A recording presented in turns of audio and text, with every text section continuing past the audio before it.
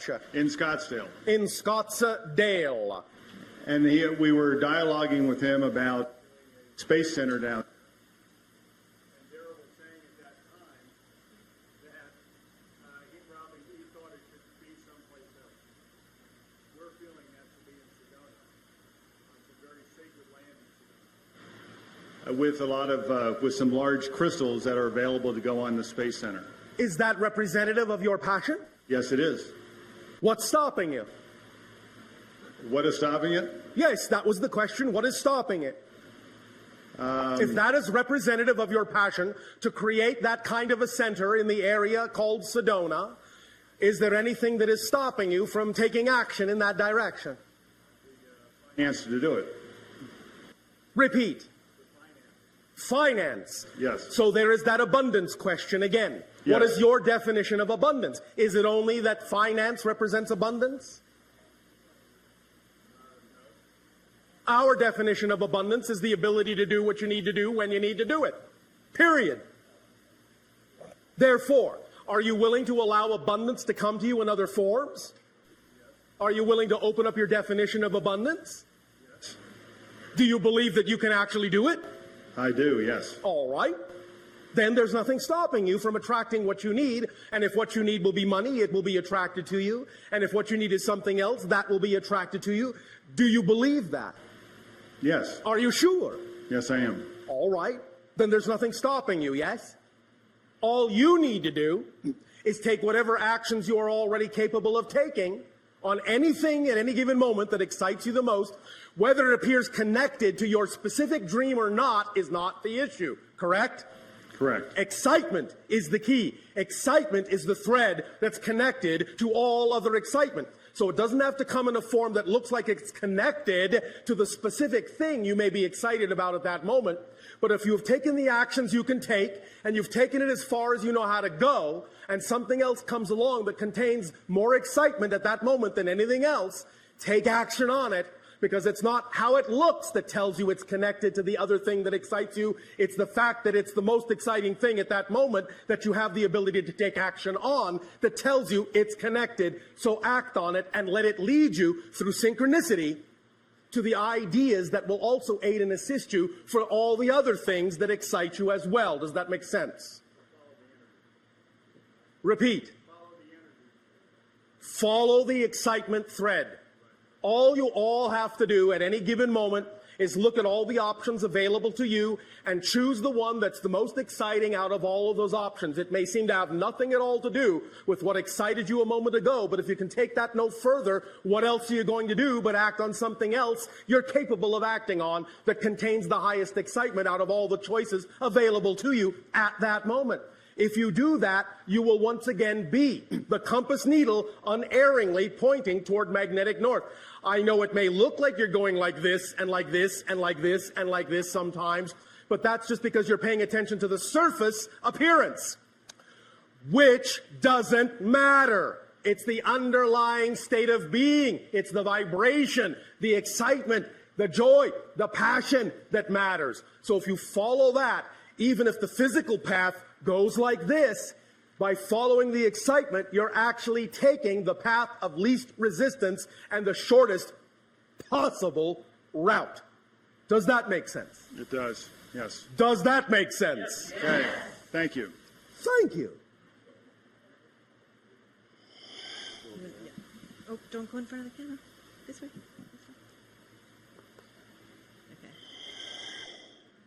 Okay. Good day, Bashar. How's it going? And to you, good day. It is going very well, thank you.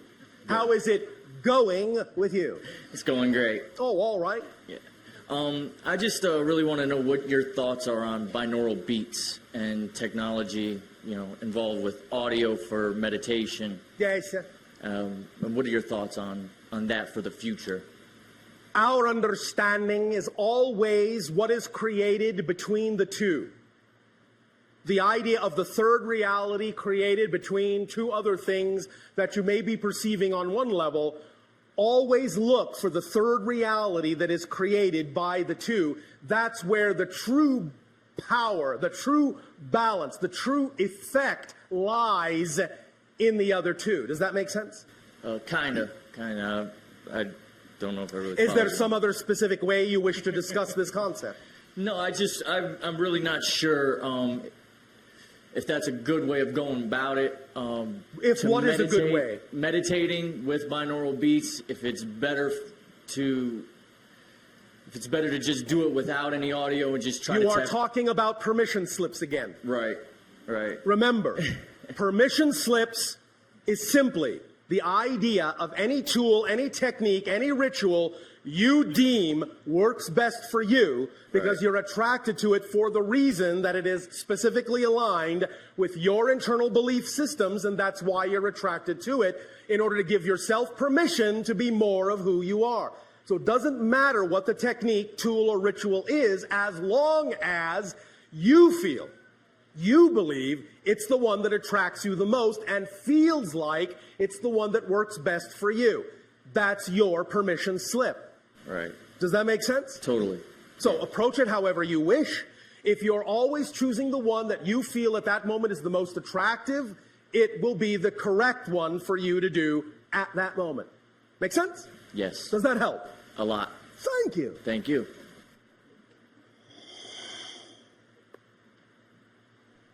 Hi, Bashar. And to you, good day. We have a question here from Amira and Michael, Oh, all right. and it has to do with your ship being over Sedona. Yes. Well, one thing we were wondering is, what is the significance of you being positioned over Sedona in particular? You all already know that it is a very strong gateway and energy vortex that taps into a multitude of dimensions. Yes? Yes. Therefore, it is, in that sense, like we have just described in the brain, a neutral zone that allows us better handling, a better facilitation of the energy of a multitude of dimensions in one spot. Make sense? Yeah. It's like having your hand squarely on the main control switch to regulate the energy in a very easy way. Whereas if we were off center from that, we would have to contend with a multitude of frequencies, a multitude of vibrations that were not correlated, that were not harmonized. But by dealing with the vortex, the center itself, then they are all within that neutral zone at the very center, all harmonized and easy to process, easy to transform from one to another, easy to redefine. Make sense? Yeah. Easy to recalibrate. So basically, you take the energy and you convert it with your ship, or how do The you? ship is like, in a sense, a lens, a prism, that is the representation of the combination of the blending of my own physical mind and my higher mind, and the connection we have with my entire society and many other beings, and we run it through that frequency domain, in a sense, like a filter, like a filtration system, and then process it back out in a way that is more compatible and more conducive to allow transformation to be easier for all of you. I see. Thank you. So, if I could just go on a little bit more about this. All right, just a little bit more. Okay. So when the decision was made to move from Cairo to here, Yes. what precipitated that? What brought that about? Shifts in the collective consciousness.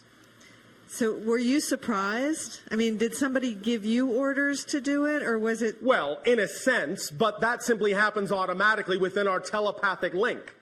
It's not like there is a sergeant major that comes along and says, "Soldier, move here. Here are your marching orders."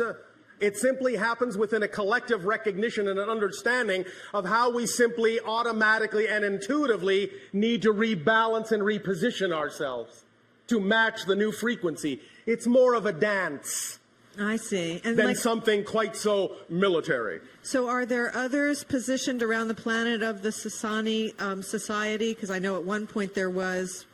You talked to us about where There others are were. others of my society positioned around your planet.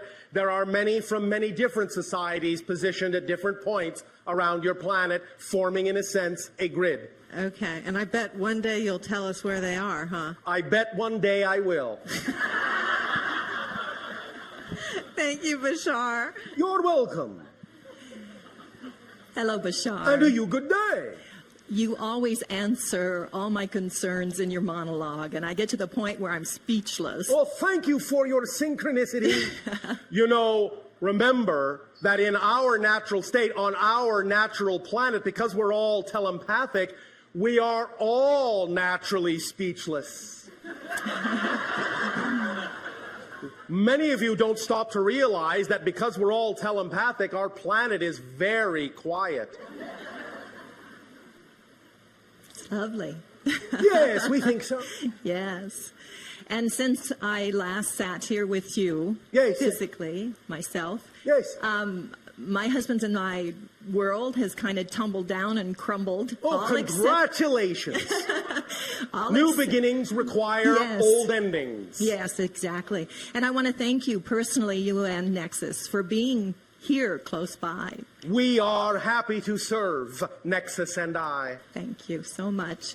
Now, it's interesting, too, you use that military analogy, because in one of my visitations with one of my hybrid children, Yes. I called him Captain General. Oh, all right. And do you know this individual? I We would do. assume you do. And who, can you shed more light on this for me? Click. So is it you? No. And who is it then? How do you wish us to define the idea that it is one of your children, which you already know? Well, it is more comforting to me being an earth person and not being a physical earth mother. I don't have earth children Yes. myself. In what way do you need a representation of this hybrid child to allow you better relationship with him? More, I guess I'm into my mind again. Obviously, I'm into that analytical mind again, where Yes. my mind is requiring something tangent. You Because mean tangible? tangible, yes, thank you. You already have something tangent, Which is what, me? which is missing the point. Yes, I did, totally. The tangent between them and me. So, you want something more tangible. Please. All right. Where are you going to be on Mother's Day? On Mother's Day next year, Yes. Well, if you want to say Mother's Day 5 years from now, that's all right too. But yes, Mother's Day next year will do. where would I Mother's Day 2010. like 2010, I would love to be on a beautiful sandy beach with the ocean waves lapping at the shore. Where on your planet does that specifically take you? Well, I immediately think of Riviera Maya, which is south of Cancun. And that is where you would prefer to be of all the places on your planet that are represented by that kind of an environment that is representative of your highest passion to be there? Yes. Are you sure? No. Because there's so many places. I mean, I'd love to be in Greece. I'd love to be Right south of now, France. at this moment Yes, of sir. this conversation, maybe it will be different on Mother's Day in 2010. The point being, Yes. if you will be at whatever that place is on Mother's Day 2010, you will get your tangible connection. I see. All Thank right. you. Thank you. Thank you. Yes, sir. May I also interject this? I haven't personally spoken a lot about my relationship with the creation of the hybrid children before. All right. And I'm doing it more and more now. And I'm finding so many people have so much fear involved with Yes. this. And when you first shed light on this again for me many, many years ago, Yes. you said that I knew I could take it, and that's why I volunteered for the program. And Yes.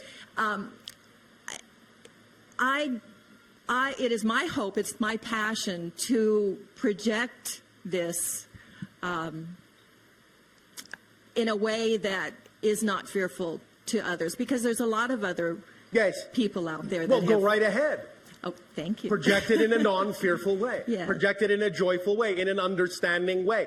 Remind them that these decisions are made from a level of higher mind, of spirit.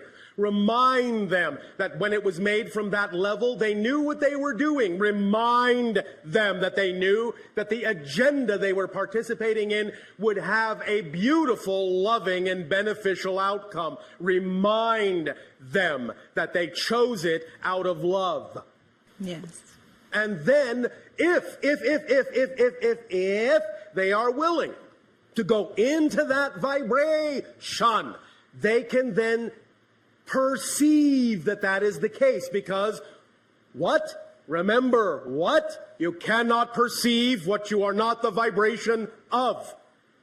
So if they wish to perceive the idea of the positive side of the agenda instead of the fearful idea or the fearful definition, they must first come from a positive vibration, or they will be unable to perceive that side of it. Do you understand? I do. Does that help you? It does. It does. Oh, all right. And I just want to send my love to you and all of the children. And Already received and already returned. great. Thank you. Thank you so much. Bashar, Yes, one sir. of our listeners wanted to know how people were chosen to be part of the hybridization program. Certain traits in genetic family lines. So can you share any of that with us, like specifically what Yes. they were looking for? The idea would be that those genetic traits that existed in certain family lines that would enhance, that would naturally, evolutionarily enhance health, telepathy, mental cognition, those kinds of things. You understand? Yes. So that's why it has people from all different levels of life Yes. involved in the program. Yes. Very interesting. Thank you. Yes.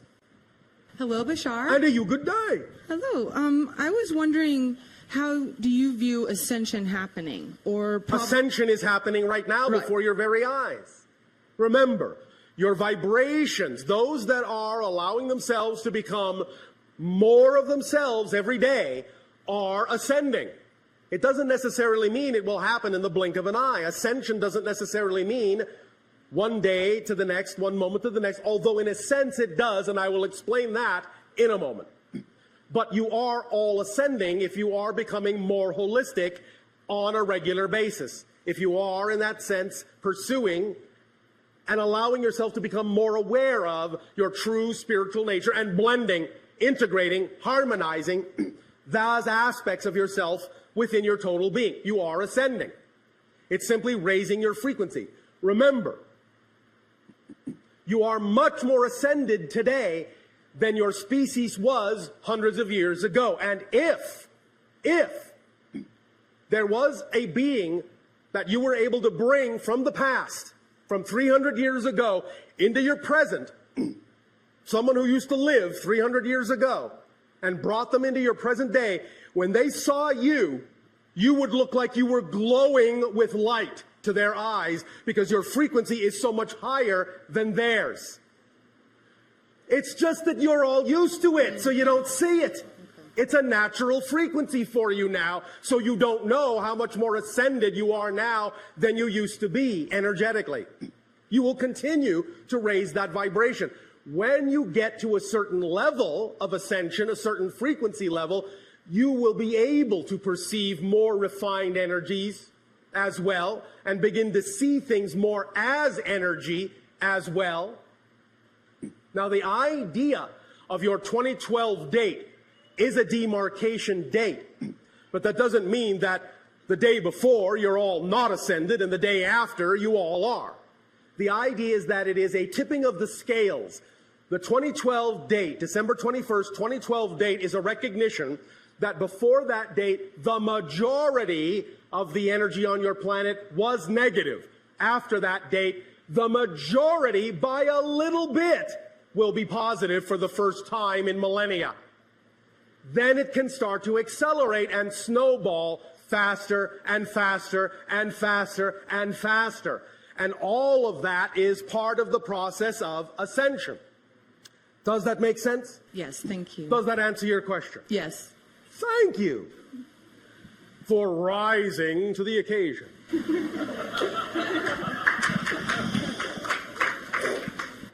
Hello, Bashar. And you good day.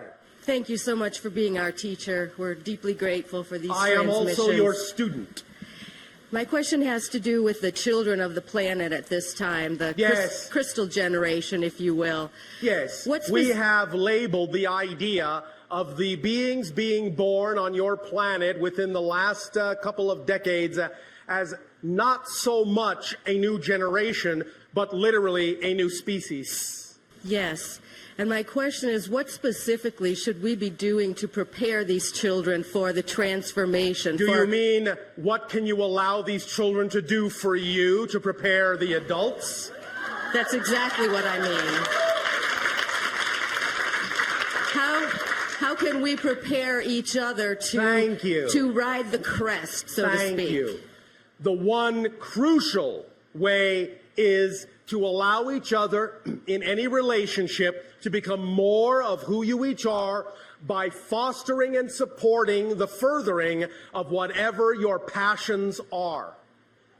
Supporting your passions in each other, helping guide each other to express those passions in whatever ways are important to each of you is the most important thing you can do. Not pushing anyone into a rigid box, into a rigid framework, into a rigid pattern, into a rigid process, but expanding the idea that there may be a multitude of ways to do a thing and allowing the passion of each that is unique to be a new way to arrive at the doing of a thing so that everyone will be enriched by seeing and experiencing that unique way of doing that thing. Does that make sense? Yes. That is the primary way from our perspective that you can aid and assist each other best in the acceleration of what is going on your planet now with respect to teaching and learning. Does that make sense? Yes. The more experiential it is, the more it will stick. The more story-like it is, the more it will stick as information. Why do you think stories are so powerful? Why do you think you all remember stories so easily? Story structure is an archetypal structure of consciousness. And if you learn and if you teach based on story structure, it will always remain with you. And that will allow you to have an experience, and you will learn from experience. You will learn by being a part of a story, by taking on character, by exploring and going through the story structure. You will learn, you will be, you will do, and you will help each other very strongly. Does that make sense? Yes. Thank you very much. Thank you.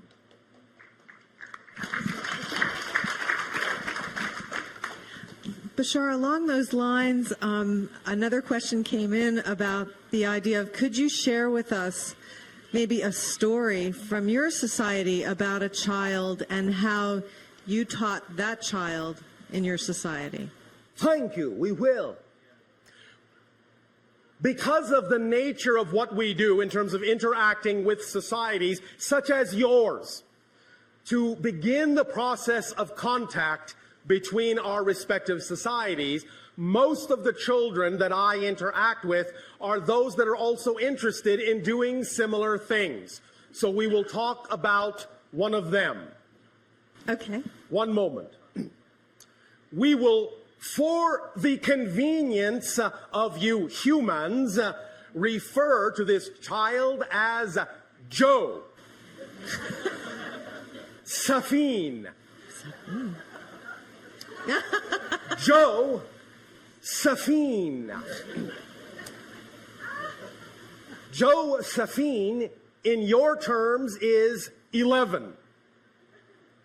Joe Safine is practicing the balance of the male and female energies within her being at this time to aid and assist those societies who are experiencing specifically the idea of the blending of the male and female components in their society and exploring polarity in that way. So, to better allow Josephine to gain understanding and experience with this blending and balancing of these polarity energies in this specific way, Josephine chose to incarnate as a male and a female being that is literally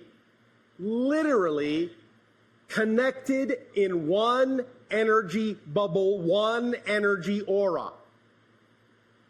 They are never more than a few feet apart, ever. Joe and Safine. They work together, they think together, they are, in a sense, one soul in two bodies, sharing an aura, sharing a bubble, sharing an energy field.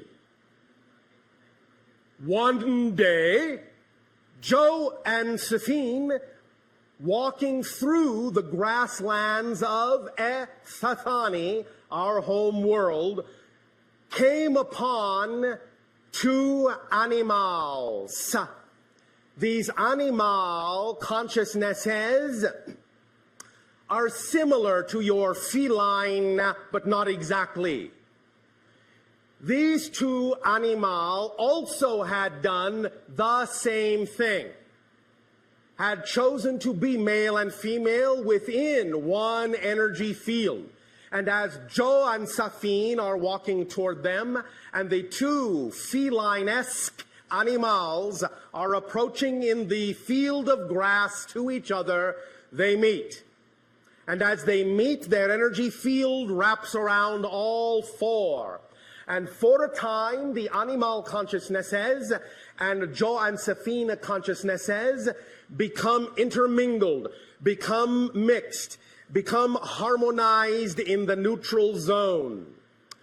From that moment, then they split, and now the two animal consciousnesses, wherever they travel, Joe and Safine can see through their eyes, and Joe and Safine can give the animals an understanding of what it is like to interact with other kinds of beings on other planes and other levels of existence. They are then, in a sense, their familiar.